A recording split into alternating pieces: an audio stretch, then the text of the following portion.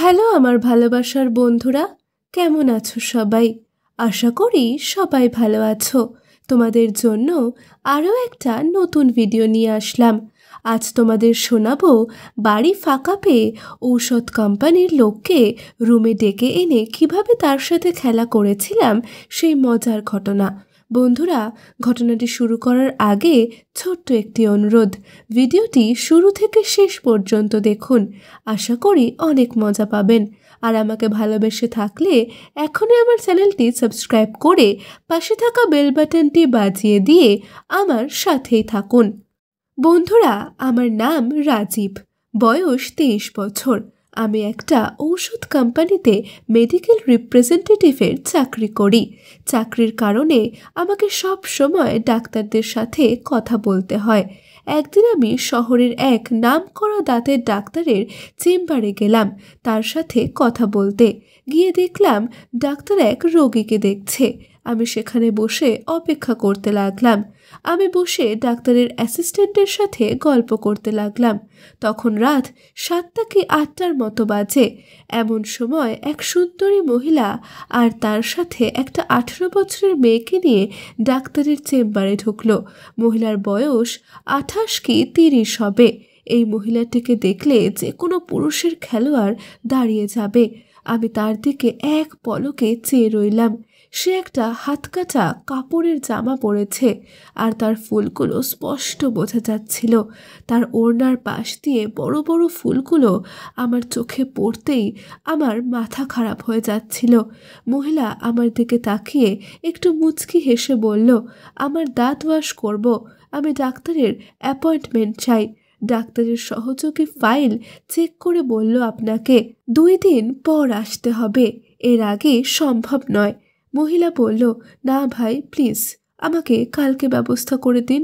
কিন্তু সহযোগী বলছে, না ম্যাডাম, কালকে কোনোভাবেই সম্ভব না।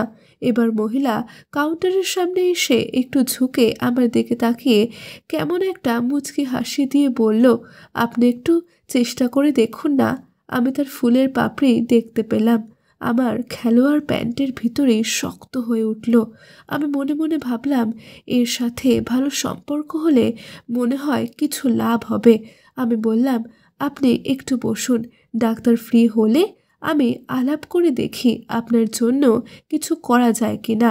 কিছুক্ষণ পর ডাক্তার ফ্রি হলে আমি তার রুমে গিয়ে বললাম, স্যার, আমার এক পরিচিত পেশেন্ট আছে, আপনাকে কাল একটু সময় দিতে হবে। যেহেতু ডাক্তারদের আমরা সুযোগ সুবিধা দিই, তাই সে তার সহযোগীকে ডেকে সব চেক করে আমাকে বলল, কালকে সকাল 10টায় আমি সময় দিতে পারবো। আমি এসে মহিলাকে বললাম, আপনি কাল সকাল 10টার সময় চলে আসবেন। আমি ডাক্তারের সাথে কথা বলে আপনার ব্যবস্থা করেছি। সে আমাকে অনেক ধন্যবাদ জানালো। আমিও তার সাথে চেম্বার থেকে বের হয়ে এলাম আর তাকে বললাম, ডাক্তার সাহেবকে বলেছি আপনি আমার পরিচিত, তাই সে রাজি হয়েছে। সে বলল, তাহলে কালকে আমার জন্য আপনাকে আবার আসতে হবে। আমি বললাম, এতে কোনো সমস্যা নেই। আপনার মতো এত সুন্দরী আর রোমান্টিক মহিলাকে সাহায্য করতে পেরে আমার ভালোই লাগছে। আমি তার চেহারায় একটা দুষ্ট হাসি দেখলাম। আমি বললাম, আমার নাম সজীব। সে বলল, তার নাম পুতুল। সে বিবাহিত আর তার স্বামী কানাডায় থাকে। সেও 2 মাসের ভিতর সেখানে চলে যাবে। সব কিছু রেডি হয়ে গেছে। এখানে সে আর তার শ্বশুর শাশুড়ি থাকে। আমি তাকে বললাম, আপনার নামের সাথে সব কিছুর মিল আছে, আপনি দেখতেও পুতুলের মতো। এরপর আমরা আলাপ করতে করতে হাঁটতে লাগলাম। কিছুক্ষণ পর সে আমায় বলল, আমার বাসায় চলুন, চা খেয়ে আসবেন। আমি বললাম, আজ না, অন্য একদিন যাব। কিন্তু পুতুল অনেক অনুরোধ করলো। এরপর আমি রাজি হলাম। তারপর তারা দুজন একটা রিকশায় উঠল আর আমি আমার মোটরসাইকেল নিয়ে তাদের পিছু পিছু গেলাম। তাদের বাসায় যেতেই সে তার শ্বশুর শাশুড়ির সাথে আমার পরিচয় করিয়ে দিল। তারা আমাকে অনেক ধন্যবাদ দিল তাদের বউকে সাহায্য করার জন্য। এরপর আমাকে চা দিল। আমি চা খেয়ে বিদায় নেওয়ার জন্য রেডি হলাম। তখন পুতুল বলল, রাজীব, যদি কিছু মনে না করেন একটা অনুরোধ করব। আমি বললাম, আমাকে আপনি না বলে তুমি বলবেন। আমি বয়সে আপনার ছোট হব, আর আপনি কিছু মনে না করলে আমি আপনাকে ভাবি বলে ডাকবো। এরপর পুতুল আমাকে বলল, রাজীব, কালকে আমার শ্বশুর শাশুড়ি এক আত্মীয়ের বাড়ি যাবে, তাই কাজের মেয়েটাকে বাসায় রেখে আমাকে যেতে হবে। তোমার যদি কোনো অসুবিধা না থাকে তাহলে সকালে এসে আমাকে ডাক্তারের কাছে নিয়ে যাবে, তাহলে আমার জন্য খুব ভালো হয়। আমি মনে মনে অনেক খুশি হলাম আর বললাম, ঠিক আছে, আমি কাল সকাল 9টার সময় চলে আসব। এরপর বিদায় নিয়ে চলে আসলাম। আমি খুশি মনে বাসায় ফিরে আসলাম। আসলে এখানে এত স্মার্ট আর সুন্দর মহিলা থাকতে পারে আমার ধারণাই ছিল না। আমি সব সময় বিবাহিত মহিলাদের দেখে বেশি মজা অনুভব করি। আমি বাসায় এসে খাওয়া দাওয়া করে পুতুল ভাবের কথা ভেবে হাত দিয়ে নিজেকে শান্ত করলাম আর কালকে সকালের জন্য অধীর আগ্রহে অপেক্ষা করতে লাগলাম। পরের দিন সকাল 8টায় ঘুম থেকে উঠে আমি রেডি হয়ে পুতুল ভাবির বাসায় চলে গেলাম। আমি দেখলাম পুতুল ভাবির শ্বশুর শাশুড়ি রেডি হচ্ছে তাদের এক আত্মীয়ের বাড়ি যাওয়ার জন্য। আমি আমার মোটর সাইকেলের পিছনে পুতুল ভাবিকে বসতে বললাম। বাসার সামনে এসে পুতুল ভাবি একটু দূরত্ব রেখে বসলো।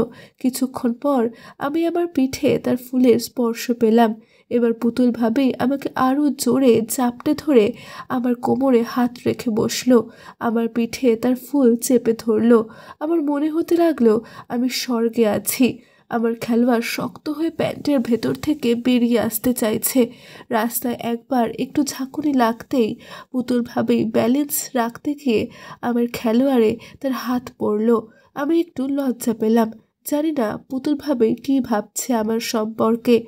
আমার কেন জানি মনে হলো পুতুল ভাবি স্বাভাবিকভাবে আমার খেলোয়াড়ে তার হাত রেখেছে। আমি আবার ইচ্ছা করেই মোটর সাইকেল ঝাঁকুনি খাওয়ালাম। এবারও পুতুল ভাবি আমার খেলোয়াড়ে হাত রাখলো। এভাবে ফুলের ছোঁয়া আর পুতুল ভাবির হাতের ছোঁয়া আমার খেলোয়াড়ে অনুভব করতে করতে ডাক্তারের চেম্বারে পৌঁছালাম। ডাক্তার সাহেব তখনও আসেনি, তাই পুতুল ভাবি ওয়েটিং রুমে বসে অপেক্ষা করতে লাগলো। আমিও ভাবির সাথে একটু দূরে বসে গল্প করতে লাগলাম। আমি বারবার ভাবির দিকে তাকাচ্ছিলাম। ভাবি ব্যাপারটা বুঝে মুচকি মুচকি হাসতে লাগলো। কিছুক্ষণ পর ডাক্তার সাহেব এসে ভাবিকে দেখলো। ডাক্তারের কাজ শেষ হলে আমি আবার ভাবিকে আমার মোটর সাইকেলে চড়িয়ে বাসায় নিয়ে গেলাম।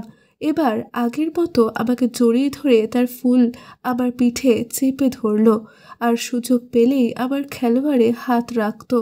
আমি বুঝলাম পুতুল ভাবির সাথে খেলা করা এখন শুধু সময়ের ব্যাপার। বাসার কাছাকাছি আসতেই পুতুল ভাবি আমার শরীর থেকে দূরত্ব রেখে বসলো। বাসায় এসে দেখলাম তার শ্বশুর শাশুড়ি চলে গেছে।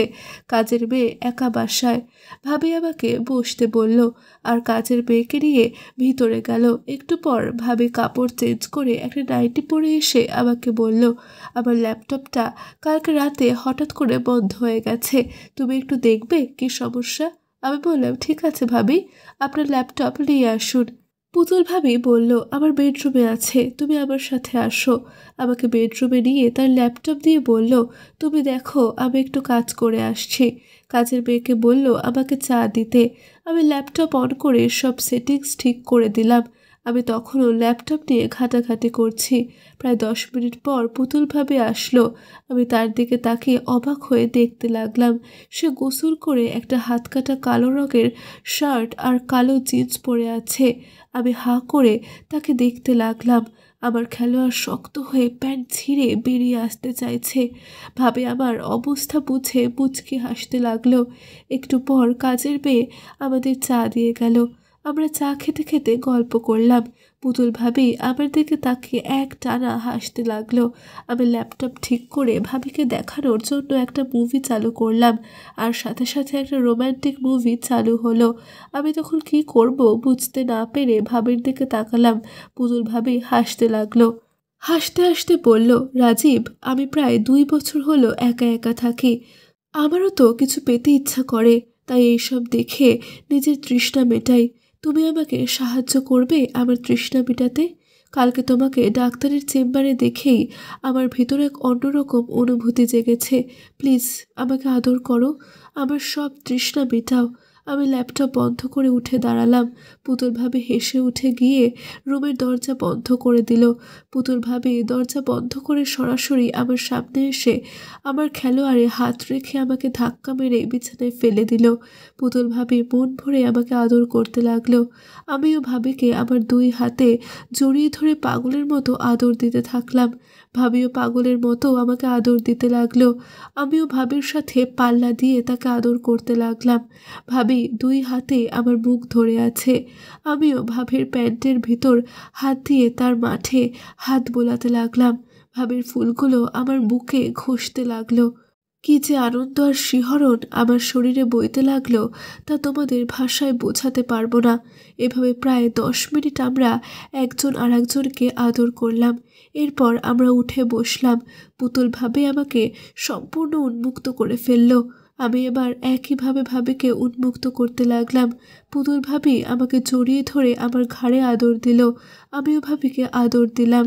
এরপর আমি পুতুল ভাবির ফুলগুলো দলাই মলাই করতে লাগলাম আর তার ফুল মুখে নিয়ে খেতে লাগলাম। ফুলের পাপড়িগুলো মুচড়াতে লাগলাম। তখন পুতুল ভাবির ভিতরে কম্পন সৃষ্টি হলো। আমার মাথা তার বুকে চেপে ধরে বলল, আহ রাজীব, আমার ফুল খাও, ইচ্ছে মতন তোমার মন ভরে খাও। আমি অনেক দিনের উপসী, আমায় আদর করে আজ তুমি মন ভরে আমার ক্ষুধা মেটাও। আমি অনবরত ভাবির ফুল নিয়েই মেতে রইলাম। পুতুল ভাবি বলল, আসো এবার দুজনে মন ভরে মজা করি। আমি বললাম, তুমি যেভাবে পছন্দ করো সেভাবেই হবে। এরপর আমি ভাবির উপর শুয়ে আমার মুখ তার মাঠে রেখে আগাছা পরিষ্কার করা গোলাপি সুরঙ্গে আদর দিলাম আর আমার খেলোয়াড় পুতুল ভাবির মুখের উপর রাখলাম।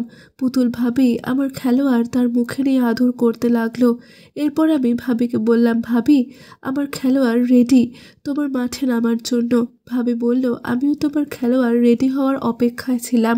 তাড়াতাড়ি খেলোয়াড় আমার মাঠে নামাও, আমাকে আর কষ্ট দিও না প্লিজ রাজীব, আর দেরি করো না। আমি ভাবিকে আদর করতে করতে আমার খেলোয়াড় তার মাঠে নামিয়ে দিলাম। অনেক দিন ধরে মাঠে খেলা না করায় ভাবির মাঠ অচল হয়ে গেছে।